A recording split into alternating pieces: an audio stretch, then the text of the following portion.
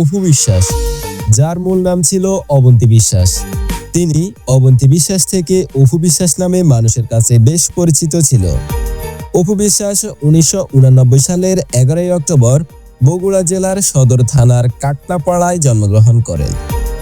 অপু বিশ্বাসের বাবার নাম ছিল উপেন্দ্রনাথ এবং মায়ের নাম শেফালী বিশ্বাস। তারা 3 বোন ও 1 ভাই। অপু বিশ্বাস পরিবারের মধ্যে সবার ছোট।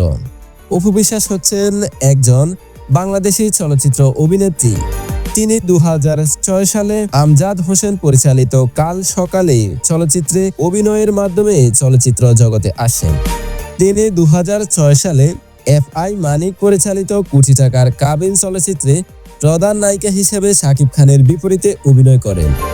অপু বিশ্বাস 72টিরও বেশি চলচ্চিত্রে শাকিব খানের বিপরীতে অভিনয় করেছেন।